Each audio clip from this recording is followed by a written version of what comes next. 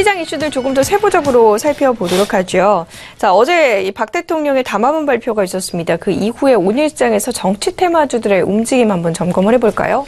네, 앞서도 정치 테마 잠깐 말씀드려봐야 되겠는데요.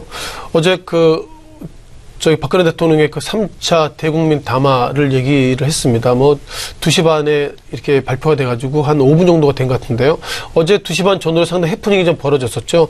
어제 시장의 참여자들 가운데서 어쩌면 이것이 하야를 표현하는 것은 아닌가, 그런 하야에 대한 코멘트가 있었기 때문에 어제 정치 테마주 가운데서 만약에, 물론 그 사실이 아니죠. 하야하게 된다면 결국 황교안 이제 국무총리가 그것을 직대를 맡게 되는데, 어제 장중에 그 황교안 테마주가 급등했었습니다. 즉 성균관대 출신인데요.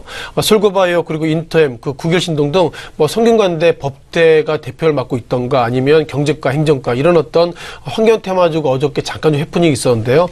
아무래도 시장의 참여자들은 기본적으로 어저께 2시 반 이전의 프로그램 같으면 12월 2일이나 언제 탄핵 이런저런 발의 얘기가 있었는데, 예상보다 다시 한번 그 기본적인 경제 리스크보다 어저께 박근혜 대통령의 제3차 대국민 발표 이후에 정치적인 리스크가 더 커졌다, 이렇게 말씀을 좀 드려봐야 되겠고요. 이것이 결국 11월 넘어서 12월 2017년 상반기까지 갈 수도 있다, 이런 어떤 우려의 말씀을 먼저 드리겠습니다.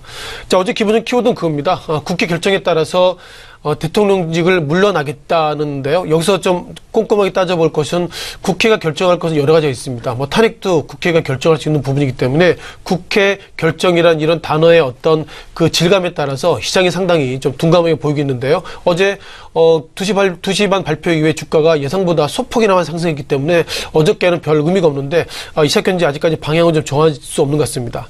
다만 만약 탄핵이라는 이슈가 계속 좀 부각되고 있는데요. 제가 가끔 말씀드렸지만 지난 2004년이죠. 2004년 3월 12일 날 고 노무현 대통령이 탄핵안 가결의 그날 약 10.6조가 증발했습니다. 물론 그때 여러 가지 이슈가 있어가지고 밀렸다가 다시 한번 상승해서 차이가 있었지만, 탄핵되는 날은 2004년 기준으로 약 10.6조가 증발했다는 것은 어떻게 됐든 시장의 충격이 좀 커지고 있다, 이렇게 좀 보겠고요.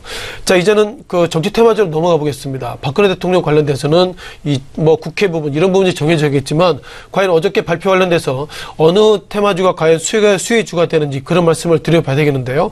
어제 오후 장중한 때는 황교안 테마주가 소폭이나마 좀 상승을 보이고 있는데, 어제 2시 반 전에 사했던 분들은 정확하게 좀 손실 구간에 들어섰다, 이렇게 말드리겠고요.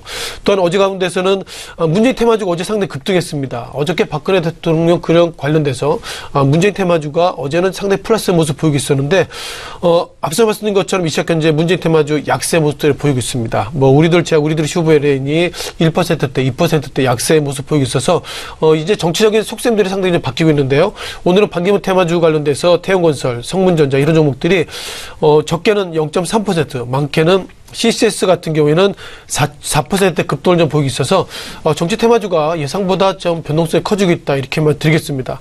정리하면 박근혜 대통령 관련돼서는 아직까지 정해진 건 없지만, 지난 최순실 씨가 10월 30일 날 한국에 귀국하고 나서 지금 한 달, 2달도 안 된 이 짧은 시간 내에 상당히 변동성이 커지고 있기 때문에요. 이런 부분들 어떻게 정리될지 몰라도 어쩌면 내년 2017년 상반기까지 이렇게 정치 테마주 얘기를 어쩌면 드릴 정도로 지금 시장에 대한 정적인 테마주가 예상보다 커졌다, 이렇게 말씀을 좀 드려야 될 것 같습니다.